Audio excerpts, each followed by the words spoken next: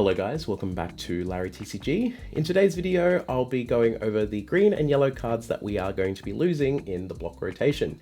So in the first video, I did red and blue. There's quite a few cards that we're losing in that. So let's move on to green and yellow.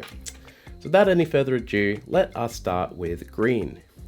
So green has quite a few interesting contenders in it. So between OP1 and OP4, including the starter decks, we lose quite a lot of cards. So starting off, I'm just going to generalize the film package from OP2 overall. So Uta is a green leader that got her own structure deck, and she is technically a block 2, so she can obviously still be played. However, a lot of the cards that are played in her deck are actually block 1. So I'll display a few on the screen now, but as you can see, it's actually quite hard for Uta. She loses a lot of her main kind of strategy. She loses Brook, she loses the Nami Searcher, she loses the Luffy, she loses the Chopper, so she loses quite a lot of cards there. So I'll be interested to see what will happen. Obviously, we got OP13 film support, so perhaps Uta will see a little bit of a different direction. All right, let's move on to some other green cards that we are losing. So, in no particular order, starting off, we've got Momo. So,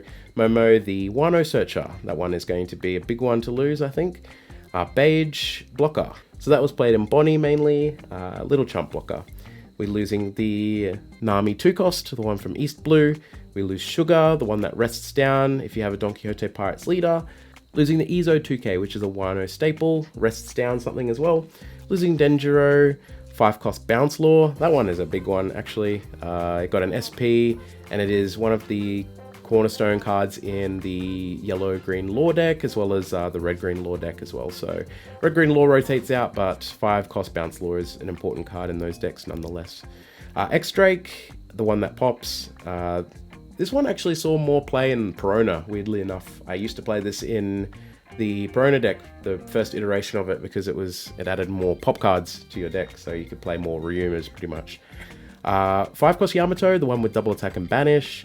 We lose the 5-cost Restand Law. That one is another big one that they play in the yellow-green Law deck. Krieg.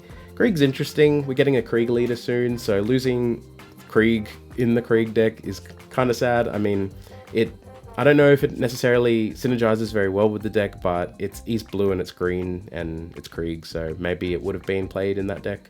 And we lose 8-cost Kid. Now, 8-cost Kid is one of the big ones. I think that, across the game, we've seen 8-cost Kid come up in conversations regarding bans and whatnot. And I think that Kid is extremely unique in what it does and very strong. And I don't necessarily think that people are wrong for asking for a ban at those times. But as formats have progressed and things have changed, I think Kid kind of falls out of favor a little bit. We find different ways to deal with it, ways of being able to clear it more efficiently, so it's less oppressive, I think, but we still see this card go. See the 10-cost Doffy go. That card is a personal favorite. Used to play that in my Perona deck, searched it off Baby 5 in that iteration, and it's obviously a very, very powerful card in the Bonnie deck as well, so seeing this one go is a little bit sad. You can also play it in Carrot, and I think Carrot really appreciates this card, so might be sad to lose it. We lose Paradise Waterfall and Punk Gibson, as well as Spiderweb. So a couple of events there. Obviously we lose a lot more events, but these are the more notable ones that we lose. Waterfall and Gibson are very unique cards, as well as Spiderweb, which came out in OP4. They are, all of those cards have seen play fairly recently, I would say. So Waterfall and Spiderweb's being played in the Smoker deck, the OP10 Smoker, and Gibson being played in some early Mihawk lists, actually, because it was searchable by Supernova. So we say goodbye to those. As for some leaders that we're going to be losing in the green, so we lose Arlong, we lose Green Purple Doffy, technically it's a multicolor leader, but I'll include him here, and Green Kid. So those are the more relevant ones. There's obviously a couple of others that we do lose, but yeah, Arlong was a pretty interesting strategy.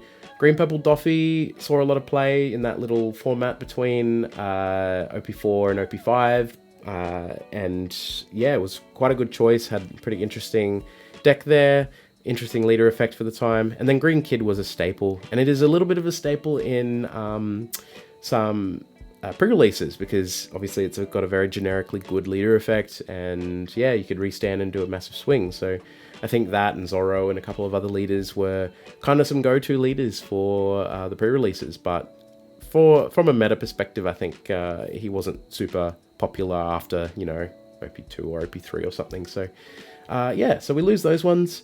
Staying. So we've got a couple cards that are staying. Sadly, there are no mangas that were included in the earlier stages of the game that are green, but we do get to keep a couple cards. So we get to keep Bonnie, which is the Searcher for Supernova. We get to keep Samurai, and we get to keep Killer. So You Can Be My Samurai and Killer were announced alongside Bonnie to have updated block numbers, so it means that we get to keep them around. And I think Bonnie is probably one of the more notable ones that we are going to keep, because Bonnie as a deck really needs that card. I think if that card disappeared, the Bonnie deck becomes much worse, and I think that Supernova as an archetype would have a lot of trouble trying to search for its key pieces. Obviously you do have Kid and Killer, but having the tap searcher Bonnie is a staple in those decks. So and as for myself, I like to add a little section at the end as for what I'm personally sad for. So Momo, Doffy, 10 cost, and some of the film stuff for Uta. I had a lot of fun with the Uta deck, and Momo and 10 cost Doffy I had a lot of fun with in my Perona deck during those iterations. Being able to search for Wano in the Perona deck because the Ryuma is Wano, and Baby 5 searching for that Doffy at the start of OP6, I think. That's what the iteration of Perona was at that time, so really, really cool. But look, those are the green cards that we're losing. Obviously, as I said, there's other green cards, but these are the more notable ones here. So yeah, so Yellow. Yellow was the archetype that was introduced in OP3 and was pretty popular when it came out initially. We saw some pretty strong leaders pop out for Yellow and a lot of really good support for Yellow. I think Katakuri has been a very popular mainstay deck for a million years at this point. I think there's always someone that's playing Kata in an event. Like always. I think you can look up any event, and if it has a breakdown of the decks, there'll be someone playing Katakuri in it. Like any event, someone loves Kata enough to play it. Even OP14 event, someone will be playing Kata.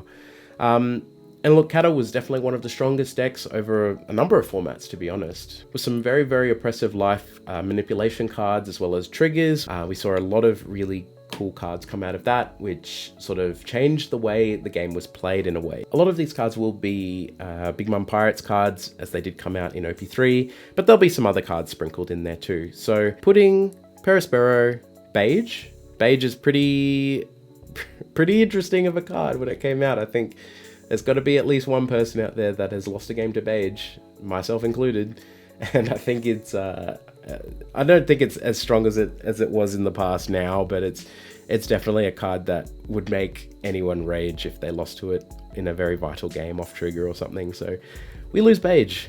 Brule blocker, that's a trigger blocker off life. That was equally as annoying to deal with back in the day. Cracker, Smoothie, blocker Sanji, that came out in OP4. And again, it added to the amount of blockers that you could play off life, which again caused some pretty undesirable situations when you're versing Kata. 5 cost Shirahoshi, that card was pretty cool, being able to filter your hand and getting a big 5 cost body, even though it was 0 attack. You just get to filter your hand and draw in 2 Big Mums. 7 cost Big Mum, popular card from the Big Mum structure deck. The 8 cost Katakuri, I think this card is a mainstay in a lot of different decks. It saw a place in quite a lot of different decks across the lifespan of the game, and it was actually one of the more problematic cards in terms of price. So it got to a very, very expensive price at one point, and I think that sort of started a problematic chain of events where people were complaining about the cost of secret rares, which is fair enough. I think the card was quite expensive at that time. I think Bandai did the right thing and reprinted it in PRB, which was really good for lowering the price and making it more accessible to people.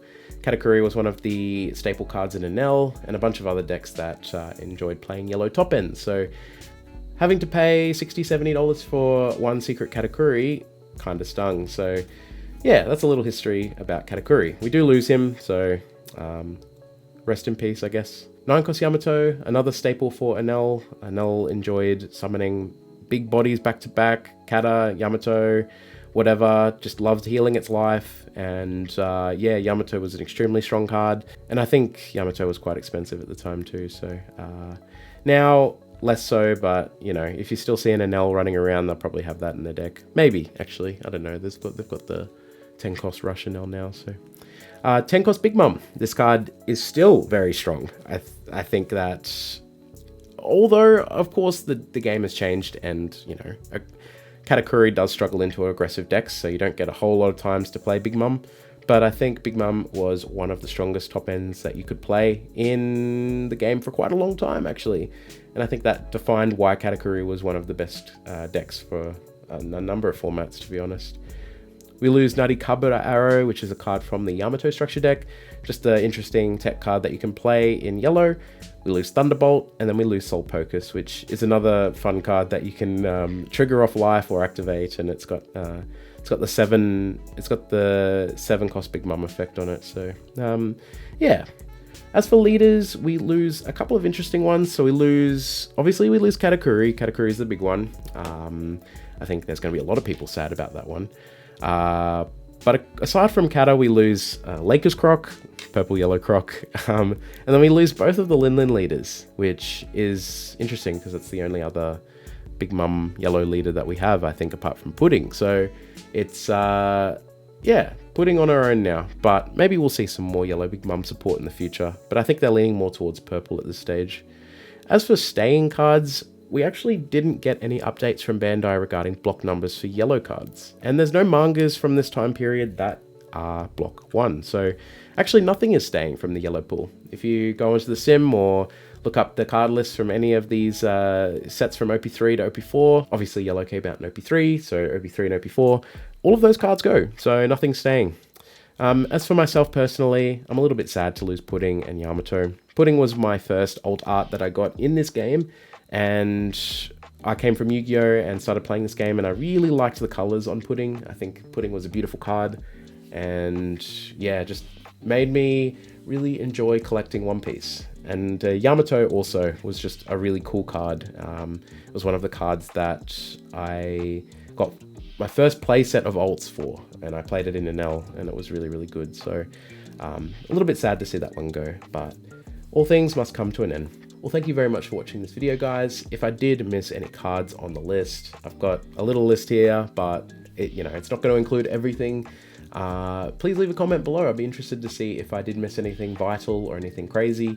It's going to be sad losing the yellow cards, I know, and a bunch of these Wano and Supernova cards as well from green. So let me know if you do intend to play some of these decks that did use some of these cards, and what substitutions you would make for these cards that are rotating out. But yeah, all right, I'll see you guys in the next one. Bye bye.